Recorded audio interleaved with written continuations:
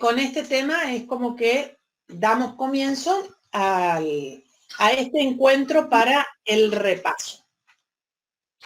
En primer lugar, Rubén, ¿te parece que hagamos la contestación a la pregunta que hizo María Antonieta Gabardini? Sí, bueno, yo te digo cuál es la pregunta. María, ¿estás en el aula? ¿Por qué? Sí, profe, acá estoy. Bueno, ¿querés formular la pregunta nuevamente? María. Sí, acá estoy. Es que estoy entrando al mail por eso. Espera, yo ya la encontré. Okay. Rubén, bolilla 1. La alumna pregunta y va la respuesta para todos.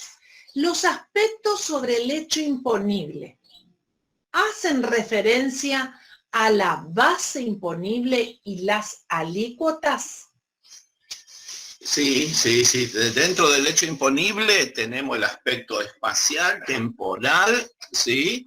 Objetivo y subjetivo. Tenemos los 4 aspectos. Lógicamente que dentro de esos 4 aspectos van todo eso que preguntar sobre la alícuota, lógico. La alícuota cuando nace el hecho imponible, el temporal, el espacial.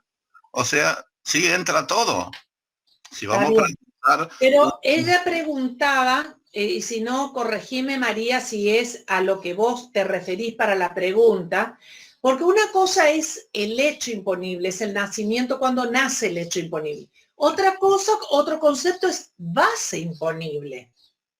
Y otra cosa es alícuota. ¿Vos a qué te referís en tu pregunta?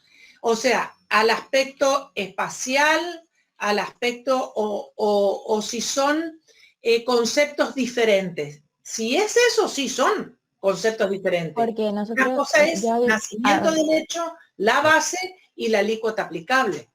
Sí. Yo había tomado nota en clase de lo que había dicho el contador Peloso y estaba como a aspectos solamente la base y la alícuota. Entonces, después buscando para estudiar, me aparecieron el espacial y temporal, el objetivo y el subjetivo, y no sabía cómo, a cuál hacer caso y cómo encuadrar la alícuota y la base con respecto a los 4 aspectos. Ahí estaba mi confusión. Mi duda, sí, está bien. No te olvides que eso ya vimos el año pasado en finanzas públicas. En finanzas públicas, vos ya metiste finanzas públicas, es lo mismo que vos viste en el libro de finanzas públicas el año pasado. Todo impuesto tiene, ¿sí? El aspecto espacial, el aspecto subjetivo, el temporal, ¿sí? Y el otro, ¿sí? Y más las alícuotas. La base imponible es el cuánto, es el monto imponible sobre el cual se aplica la alícuota y eso da como resultado el impuesto a ingresar. El hecho imponible, digamos, por ejemplo, para el impuesto al valor agregado, para el impuesto sobre los ingresos brutos, es el ejercicio de la actividad a título oneroso en jurisdicción de una provincia, de actividad comercial, industrial, de servicio. ¿Se entiende? O sea, ahí me describe, ¿sí?, el hecho imponible y cuándo nace. Y después viene, ¿sí?, el monto imponible, que es la cuantificación de ese hecho imponible. Y sobre ese monto base imponible se aplica la alícuota. ¿Sí? O sea, los conceptos me parece que la estás teniendo, ¿sí?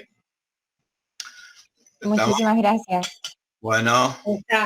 No olvides que estos son conceptos hecho base alícuota para cualquier impuesto, o sea que vos tenés que tener bien definido qué es el hecho imponible, cuándo nace un hecho imponible, cuál es la base para liquidar un impuesto y la alícuota. ¿Por qué te digo un impuesto? Porque acá estamos hablando de un impuesto nacional, provincial, son conceptos básicos para cualquier tipo de impuesto.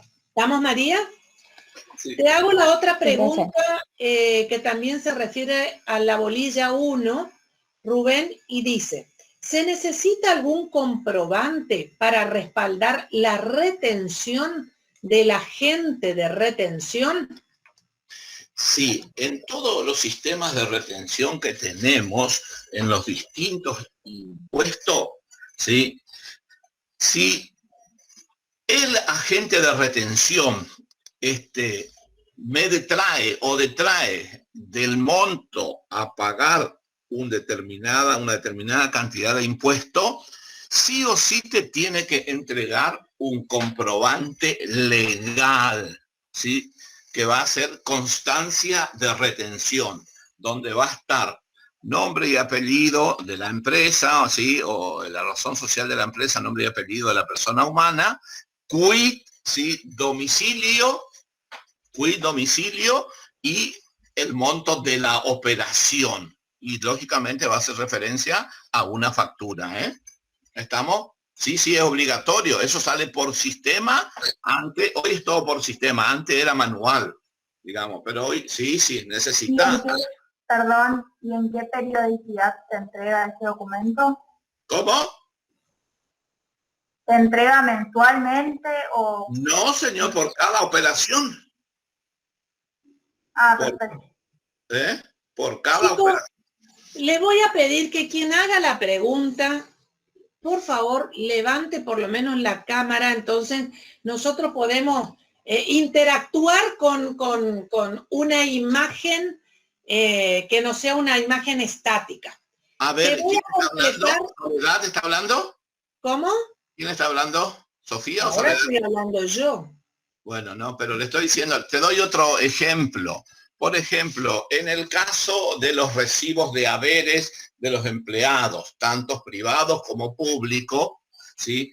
Cuando el Estado o la empresa actúa como agente de retención, va a consignar en ese recibo, el monto de la retención practicada. Y ese recibo de sueldo es suficiente justificativo, ¿sí? A los fines de acreditar después esa retención, ¿eh? ¿Se entiende? De igual manera, retenciones sobre operaciones comerciales, la retención se hace en el momento del pago. O sea, quien va a tener que pagar lo que hace es retener. ¿Qué le entrega entonces como comprobante a la persona que le retiene? Ese comprobante donde va a justificar sobre qué sobre qué operación retuvo y cuál es el importe de la retención, ya sea retención de impuesto a las ganancias, retención del impuesto al valor agregado, retención sobre ingresos brutos. ¿Por qué? Porque para la persona retenida, ¿qué significa ese impuesto? Un pago a cuenta. ¿A favor o en contra? Necesita del comprobante de retención. Exacto. Para tomarlos a favor cuando tenga que imputar el pago. Exacto. Porque ya es parte del impuesto que ya está depositado. Perfecto, gracias. Por el agente de retención. ¿Se entendió, Sole?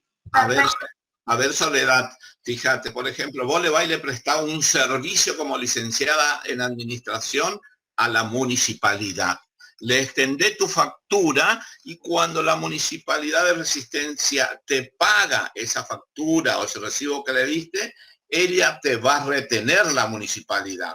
Te va a pagar menos, le cobraste 10.000, te va a dar 9.900 y te va a dar un comprobante de retención por 100 pesos. Así juega, ¿sí?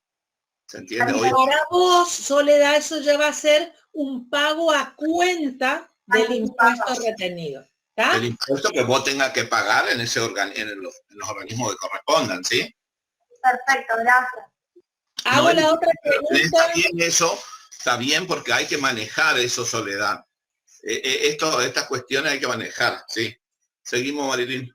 Bueno, otra pregunta Bienes escrito de la bolilla 3, o sea que son impuestos, diste en la bolilla 3 de bienes personales. Sí. ¿Qué diferencia hay entre el mínimo no imponible y el exento? Muy bien. Escucha. ¿Cuál se debe utilizar para realizar los ejercicios de la bolilla? A ver, Muy me bien. parece que acá lo que está viendo es que ustedes no están manejando, chicos, conceptos básicos que traen de finanzas, ¿eh? Porque, o sea, este tema de diferenciar entre un mínimo no imponible y un mínimo exento son conceptos básicos que provienen de finanzas aplicables ahora para lo que es cualquier tipo de impuesto, ya sea impuesto a las ganancias, impuesto a los bienes personales. Cuando hablamos de mínimo no imponible y mínimo exento, se puede dar para cualquiera de los impuestos. Específicamente, este concepto se da acá para el impuesto a los bienes personales. ¿Querés darle un... ¿Josefina está hablando? Sí, profe, hola. Hola, Josefina. No, en realidad por ahí yo tengo un grupo con Anto y por eso lo que buscábamos era hacer todas las preguntas juntas para no llenarla de correos. Y en realidad más que nada la pregunta esta estaba destinada a que no al concepto tanto de mínimo no imponible y mínimo exento, sino porque yo había hablado con el profe Pelosi y ya le habíamos consultado, pero en la separata aparece como mínimo y no imponible. Y yo les envié a las chicas la imagen que me envió el profe del mínimo exento, que era lo que los 2 millones o los 18 millones en caso de casa habitación, de tomarlos como mínimo exento, pero en la ley, en el artículo, creo que es el 24, aparece como título mínimo no imponible. Entonces ahí es donde nos empezaba a entrar la duda de cómo tomarlo no solamente mañana, sino también, por ejemplo, si fuese una pregunta teórica, de decir, bueno, el impuesto a bienes personales, ¿va a trabajar con un mínimo no imponible o va a trabajar con un mínimo exento? Porque claramente a la hora de hacer el ejercicio va a variar demasiado la respuesta, dependiendo de cómo lo apliquemos. Claro, y además era también un tema de que al juntar los ejercicios dados en clase, no sabíamos cómo computarlos, entonces ahí generaba la confusión y no teníamos seguridad a la hora de practicar cómo hacerlo. Era más por ese lado, no tanto por el concepto en sí. Está mal redactada la pregunta. Exacto, sí, sí. Bueno, escuchen. Yo le mandé una hoja de un libro actualizado que sacó, que compré específicamente para eso, porque sí, ese libro es el impuesto sobre los bienes personales y le mandé una hoja que este libro salió ahora en febrero, marzo. Y el autor que trata es un especialista. Entonces, para los 2 millones, hasta los 2 millones de pesos tenemos un mínimo exento. Y para la casa habitación tenemos 18 millones de pesos, también como mínimo exento. ¿Qué significa que si supera mi casa habitación el valor, la evaluación fiscal, 20 millones de pesos, ¿sí? Voy a pagar sobre todo, ¿se entiende? ¿Sí? Así juega. Entonces, eso hay que saber. Así vamos y así vamos a tomar, de esa forma. Los dos valores tenemos en cuenta como mínimo exento, profe. Sí, vamos a tomarle así. Bueno, vamos a tomar, después tenemos esa bibliografía que yo le mandé, ¿sí? No vamos a cambiar esa bibliografía. Marilyn, ¿qué opinas? Van a ser totalmente distintos a los prácticos que vimos en clase, porque en los prácticos de clase los 18 millones se tomaba como mínimo... Escuchen, vamos de vuelta, estamos hablando sobre lo que vamos a tomar, o sea, lo que recién decimos es el mínimo para casa, el mínimo exento es 18 millones, casa habitación, y del resto de los bienes es un mínimo exento de 2 millones, nada más, ¿sí? ¿Estamos?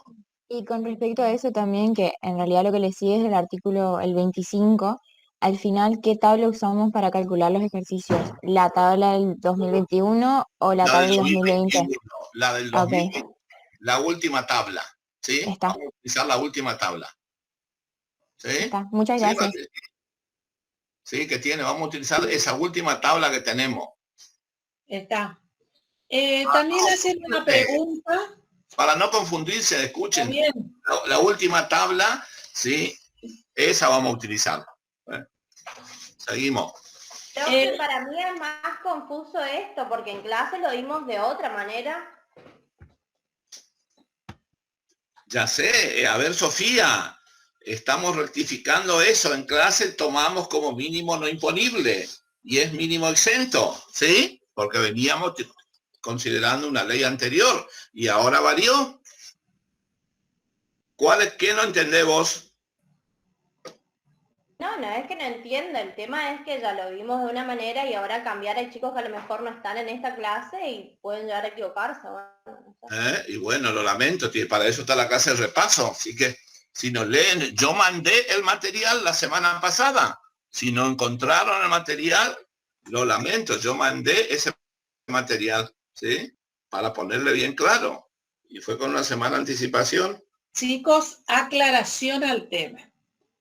Como yo les había dicho en su momento cuando empecé con el impuesto a las ganancias, le dije, los legisladores no es que dicen, bueno, como ahora empieza régimen tributario que van a tener durante el primer cuatrimestre, no vamos a hacer ninguna modificación a la ley.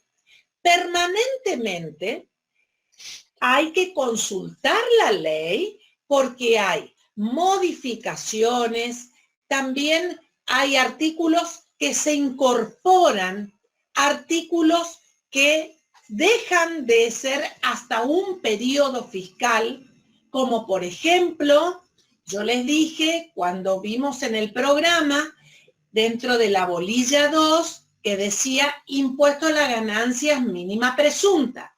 ¿Qué les había dicho yo? Esto, el legislador, no lo vamos a dar porque este impuesto está derogado. De la misma manera, entonces, nosotros damos la clase, pero después tenemos que ir actualizando. Entonces, más allá de lo que ustedes tienen la base, que es saber cuáles son los conceptos, mínimo exento, mínimo no imponible, después hay que ir a la ley y hay que ver las modificaciones, actualizaciones, derogaciones que tiene la ley. No va tampoco en la preocupación, creo que de María o de no sé quién estaba hablando, entonces, de decir, bueno, pero lo aprendimos de una manera y ahora los chicos que no están. La clase es abierta para todos los promocionales y comunes. Estamos dentro de una clase donde estamos haciendo el repaso y entonces decimos, a ver, diferenciación, mínimo no imponible, mínimo exento, ¿cómo deberían ustedes hacer el ejercicio? No es un solo ejercicio tampoco el que va en un parcial. Por lo tanto, la preocupación esa, y si hacemos mal, y si hacen mal es un punto entre cuántos puntos que tiene el parcial. No creo que Profe, sea... otra consulta. En caso de impuesto a la ganancia, ¿también usamos la tabla del 2021 o utilizamos como la que subieron al aula, que es la del 2020? Ustedes en ese sentido no se preocupen, porque bueno. hay chicos que tienen inclusive ley de impuesto a las ganancias, que es anterior al 2019, y por eso me han pedido las correlaciones, que también lo tienen en el aula virtual, de cuál era el artículo anterior y cuál es este artículo. Por lo tanto, yo les pondré la tabla y ustedes tendrán que, de acuerdo a esa tabla, ya sea que es del 2020 o la del 2021, ocupar dentro de esa tabla, porque ahí está el tema de que si ustedes saben ocuparla, más allá de los importes. Claro, También, ya veo que le damos un ejercicio del 2021 y ustedes utilizan la tabla del 2020. Ese ya es, ¿se entiende? O sea que si hay ejercicios, impuesto a las ganancias por el año, yo les pondré la tabla para que ustedes utilicen sobre esa tabla. Lo mismo que les digo, ya sea para parciales o para finales, el importe de cuánto es por hijo, que cuánto es la ganancia mínima no imponible, cuánto es la deducción especial. En realidad no importa los importes. Nosotros, en ustedes, licenciados en administración, necesitamos que ustedes sepan el concepto y si van a utilizar la deducción por hijos, si van a utilizar la ganancia no imponible o la deducción especial. Por ahí va el tema del conocimiento que tienen que ustedes tener como licenciados. Además, ninguno de los ejercicios que creo que va a venir en el parcial no son complicados porque son cosas elementales. Digamos, no es que ustedes van a ser contadores y liquidar así, sino es la idea para que tengan una noción de este tema. Estamos, que vean cómo juegan un poquito los números, pero no es la esencia nuestra que ustedes se van a poner a liquidar impuestos sobre los bienes personales, impuestos a las ganancias, ingreso bruto, convenio. Ustedes no van a hacer eso, van a tener la formación teórica y con algún aditamento numérico, nada más. ¿Se entiende? No es el objetivo como el contador. Seguimos, Marilyn. Bueno, hay otra pregunta que dice, ¿hay una diferencia de alícuotas para los bienes nacionales y los que se encuentren en el exterior? Sí, hay. Sí, para bienes personales hay del exterior también. Pero eso no lo vamos a tomar, es decir, o sea, esa tablita del exterior no vamos a tomar. ¿Estamos? Sí, exacto. No vamos a tomar. Bueno, esas serían las preguntas, las únicas preguntas que escribieron como para la clase repaso. No obstante, ¿hay alguna pregunta? ¿Algo que no les ha quedado claro? Profe, yo tenía una consulta. Disculpe, prendo la cámara. Mauri, ¿podés abrir tu imagen? Sí, ahí abrí. No sé si me ve. Sí, te veo. Ahora debemos. Dale. Sí, el mío referido a la unidad 2, en la parte de bienes personales. Digo, perdón, de impuestos a las ganancias. Quería preguntar si las deducciones del artículo 30 siempre se toman el valor más alto o pueden tomar valores menores, digamos. Espera, vamos primero por el tema de las deducciones del artículo 30. ¿A qué deducciones específicamente del artículo 30 vos te referís? Por eso yo quería preguntar, por ejemplo, el inciso A, el concepto de ganancias no imponibles. Yo puedo deducir hasta el monto, o sea, el monto de, no hasta, 167.000 pesos. O sea, cuando uso esa deducción, deduzco 167.000 pesos o puedo deducir, o se deduce menos, hay una escala. No. Cuando vos hablas de el inciso A, que son ganancias no imponibles, para el ejercicio 2020, que era de 167.000, que no importa el número, el importe, sino que vamos a la ganancia no imponible. Vos deducís por el total, ganancia no imponible, deducción especial. ¿Cuándo vos tenés que, ahora yo te hago la pregunta a vos, Mauri, y al resto, ¿cuándo se particiona alguna deducción que está dentro del artículo 30? ¿En qué casos? Ya no se computa todo el 100%, está preguntando. Exacto. ¿Cuándo sería? ¿Para qué tipo de deducción?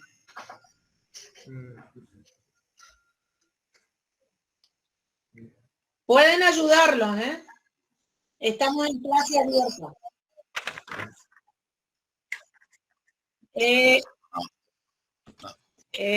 Gastos de sepelio no. Si existe el gasto de sepelio, sí, vos lo deducís, si no es cero. Los gastos médicos. Dentro del artículo 30. Profe, deducciones personales puede ser. Sí. ¿Y cuándo no es el 100%? ¿En qué casos? Tenés hijo, mujer, sí, tenés tu madre o tu abuela. ¿Cuándo? No. ¿Cargas de familia podría ser? ¿Cómo? ¿Cargas de familia podría ser? Las cargas de familia. ¿Y en qué casos no tomo el 100%? En caso de mujer y hijo, profe.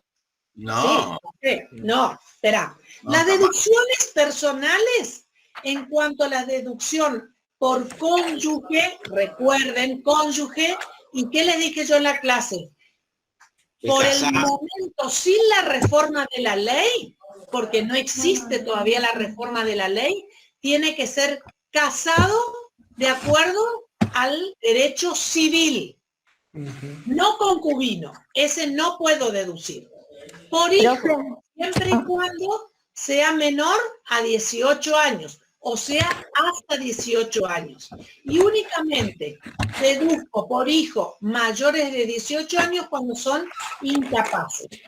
Ahora, yo tengo una deducción por cónyuge, una deducción por hijo. Pero esa deducción es la deducción anual, que es el periodo de liquidación del impuesto a las ganancias. ¿Cuándo esa deducción que yo tengo es menor? ¿En qué casos? Y ya le respondo. En el caso que se ha producido algún acontecimiento. ¿Qué sería el acontecimiento? Que yo tengo que particionar. Nacimiento o muerte. Por lo tanto, yo ahí voy a tener que particionar en la cantidad de meses hasta que ocurrió el hecho. Y se considera que ocupo hasta el mes en que el hecho ha ocurrido. Suponiendo que el hijo nació el 31 de octubre, ya voy a tomar octubre, noviembre y diciembre. El importe total por hijo dividido 12 por 3 meses, aunque haya nacido el último día del mes. Lo mismo pasaría si es por fallecimiento. Es la manera en que sí se particiona. En cambio, no se particiona la ganancia no imponible, la deducción especial. Bueno. A ver, ¿se entendió? Chicos, ¿se entendió? Mauri. Eso sería la explicación de por qué no tomar los casos en donde no tomo el 100%. Exacto. Exactamente. Exacto. Ahí no toma el 100%. Bien, y después recuerden, pero les voy a dejar para que ustedes repasen, porque esta es clase de repaso. Recuerden también el tema de la deducción especial incrementada y otras deducciones que también tiene el artículo 30. ¿Y para qué categorías están todas estas deducciones? La deducción especial no es para todas las categorías. Ganancia no imponible, sí. Por hijo también. La deducción especial no es para todas las categorías. ¿Y quiénes tienen deducciones especiales? ¿Las personas jurídicas? ¿Tienen? La de la cuarta categoría. Esa por deducción especial. Y sí. Ahora te pregunto, en cuanto a las deducciones por hijo, por cónyuge, mínimo no imponible, ¿tienen las personas jurídicas? Solo las personas físicas. Porque mide la capacidad contributiva. Perfecto. Muy bien, Rita. Bueno, bien. A ver, ¿qué otra preguntita? A ver, ¿tienen alguna otra pregunta referente a la unidad 1, 2 o 3? Y si no, vamos a hablar un poquitito cómo vamos a hacer el tema del el procedimiento. El procedimiento para el día del parcial. ¿Alguna pregunta, chicos?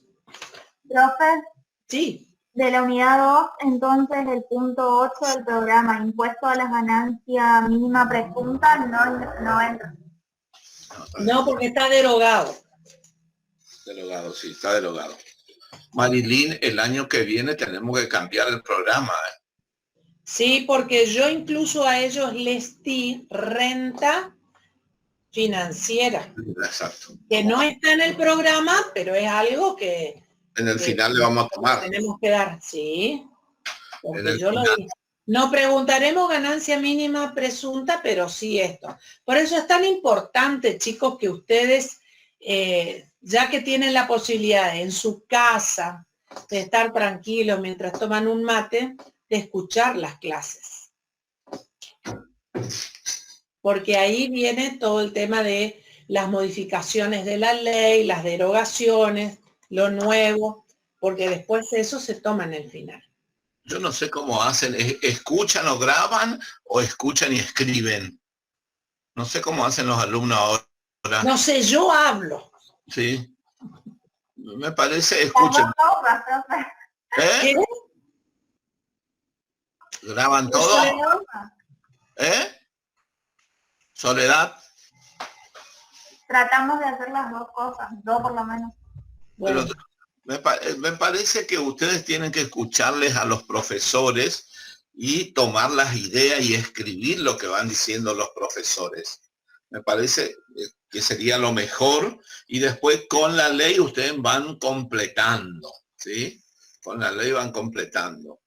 Porque agarrar el grabador después, el celular y de poner, me parece, no sé, capaz que le queda, bueno, nosotros que somos grandes, hablamos por lo dice Marilyn, estudiábamos así en su momento. Y tomábamos nota.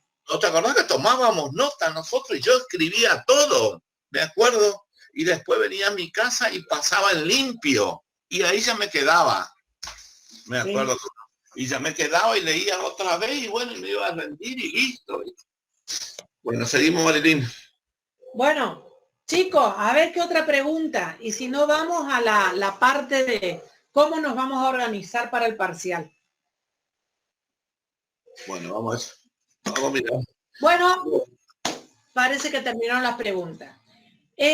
A ver, el día jueves a las 18 horas se va a... vamos a alargar el parcial donde ustedes, yo primeramente les voy a hacer un mail ya el jueves al mediodía, cómo van a entrar ustedes, y el parcial va a estar sobre el Classroom. Entonces, ustedes van a tener que abrir, van a completar y lo van a mandar. O sea, esa va a ser la metodología como para que ustedes tengan que, hay preguntas que van a ser tipo múltiple choice, hay otros que van a tener que poner un concepto o van a tener que hacer algún ejercicio corto. Completar alguna frase. O completar alguna frase. Sí. Entonces, chicos, van a tener un tiempo determinado, que ya lo vamos a evaluar con el contador Peloso. No va a ser un examen largo en cuanto a tiempo. Ahora, yo les aclaro una cosa, y ya como experiencia del año pasado. Si ustedes empiezan a consultarse, no les va a alcanzar el tiempo. Aquellos profesionales saben que promocionan con 7. Los comunes promocionan con 6 y rinden después el final oral. El examen tiene muchas preguntas. El tiempo es corto. Si ustedes se distraen, no alcanzan a terminar, porque el tiempo se corta y ustedes sí o sí van a tener que enviar mediante el Classroom el examen. Aquel que no puede mandarlo por alguna razón, lo tendrá que justificar, pero los exámenes van a entrar por el Classroom. Dio como herramientas para que nosotros tengamos como elementos de examen que presenta el alumno ese tipo de plataforma.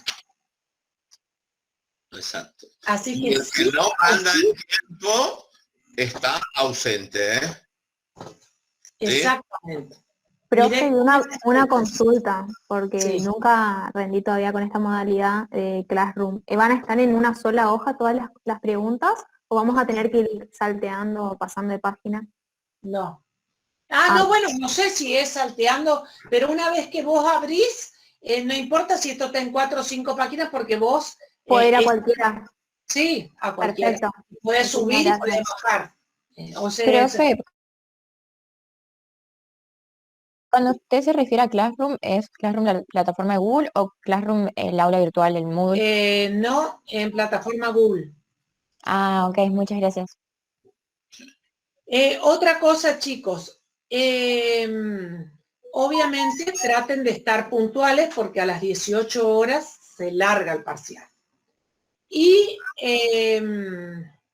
hay algo que les estaba por decir, espera.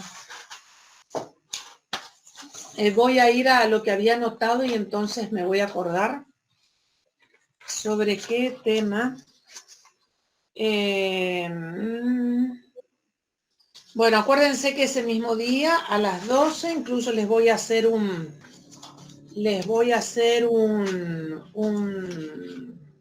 mail que lo van a recibir ustedes, como lo recibieron ahora, que les dije que era la clase de repaso, cómo tenían que entrar.